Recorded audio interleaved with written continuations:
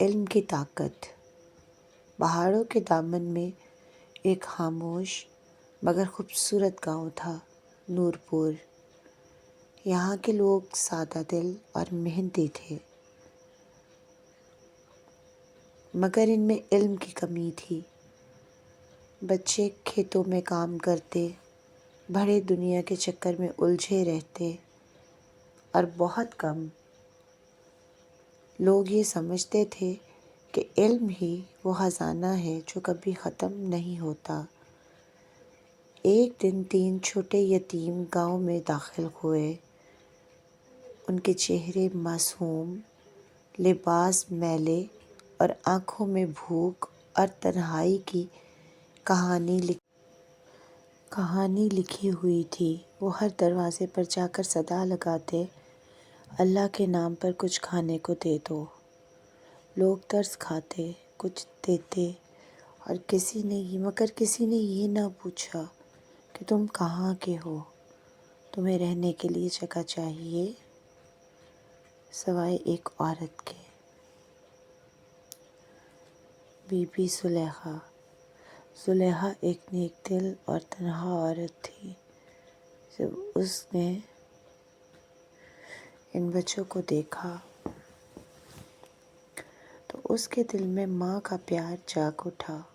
وہ بولی، اگر تم بے گھر ہو تو میرا گھر تمہارا ہے۔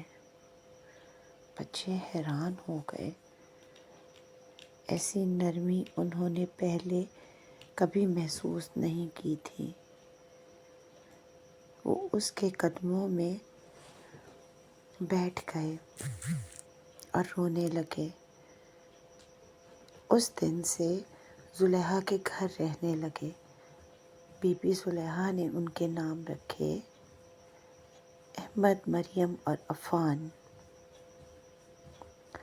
خود ان کے لیے کھانا بناتی،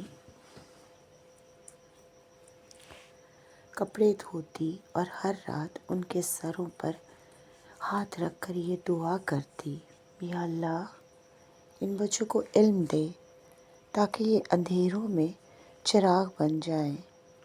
پہل گاؤں میں چھوٹے موٹے کام کرتے، وہ ان پڑھ تھے مگر ذہین۔ ایک دن زلیخا نے ان سے کہا، بیٹو میں چاہتی ہوں تم پڑھو تاکہ تمہارا مستقبل بدلے۔ احمد نے آہستہ سے کہا، امی پڑھنے سے کیا ہوتا ہے؟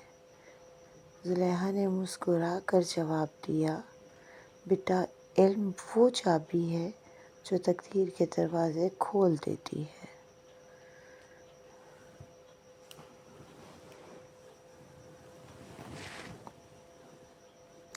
جسے یہ چابی مل جائے اسے دنیا کا کوئی تالا روک نہیں سکتا۔ یہ جملہ احمد کے دل پر نقش ہو گیا۔ اگلے دن وہ تینوں گاؤں کے مدرسے پہنچے۔ مدرسہ ایک پرانے ہاتھ کے نیچے تھا، جہاں ایک نیک دل عالم شیخ مصطفیٰ دن رات علم بانٹتے تھے۔ وہ محبت سے بولے، میرے بچوں، علم صرف کتابوں میں نہیں ہوتا، علم تو دل کو صاف کرنے کا نام ہے۔ علم انسان کا غرور ہے، عاجزی سے پہچانتا ہے۔ یہ الفاظ بچوں کے دلوں میں اتر گئے۔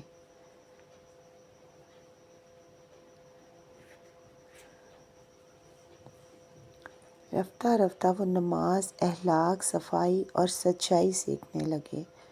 انہوں نے قرآن پڑھنا شروع کیا، لکھنا سیکھا اور گاؤں کے دوسرے بچوں کو بھی پڑھانے لگے۔ اب گاؤں بدلنے لگا۔ پہلے جو لوگ علم کو دولت کا ذریعہ سمجھتے تھے، اب وہ اپنے بچوں کو مدرسے بھیجنے لگے۔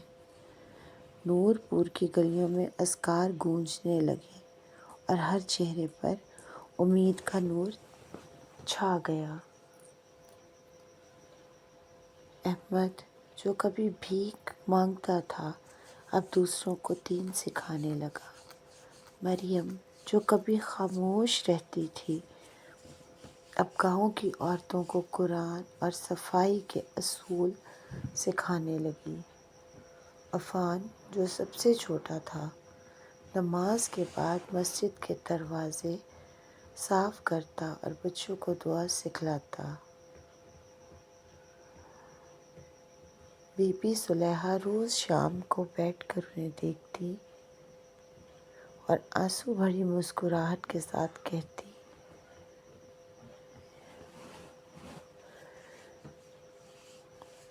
یہی علم کی طاقت ہے جس نے دل بدل دیا، قسمت بدل دی اور گاؤں بدل دیا۔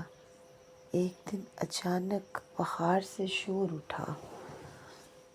کریم ڈاکو اور زرینہ اپنی ٹولی کے ساتھ نور پور پر حملہ کرنے آئے تھے، مگر اب گاؤں وہ پرانا گاؤں نہیں تھا۔ یہ گاؤں علم، اتحاد اور ایمان سے مضبوط ہو چکا تھا۔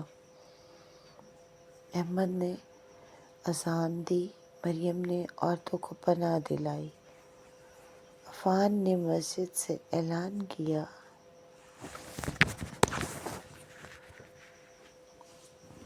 ہم اپنے ایمان کی حفاظت کریں گے کیونکہ جس کے دل میں علم ہے وہ کسی سے نہیں ڈرتا۔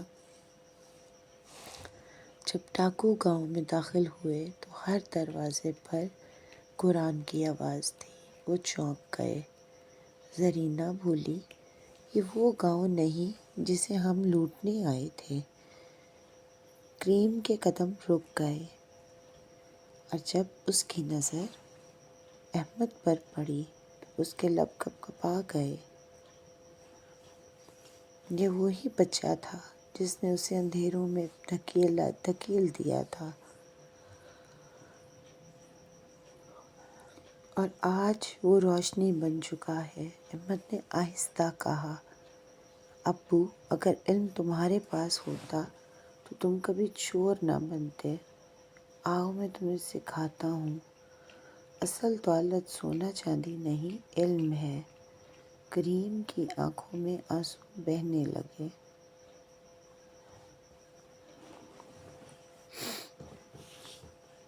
اس نے اپنی تلوار پھینک دی اور سجدے میں گر گیا۔ نور پور اس دن کے بعد دارالرحمہ کہلایا، جہاں ہر سال یوم علم منایا جاتا، اس یاد میں کہ جب 3 یتیموں نے گاؤں کو روشنی سے بھر دیا، علم سے بھر دیا، تو علم وہ روشنی ہے جو اندھیروں کو جلا دیتی ہے، جو دل کو بدل دے، وہی اصل علم ہے۔ اگر تم دنیا بدلنا چاہتے ہو تو سب سے پہلے اپنے اندر کے انسان کو تعلیم دو۔ اگر آپ کو یہ کہانی اچھی لگی ہو تو کامنٹ میں اس کا اظہار ضرور کیجیے گا۔ اللہ پاک ہم سب کا حامی و ناصر ہو۔ آمین ثم آمین۔ جزاک اللہ۔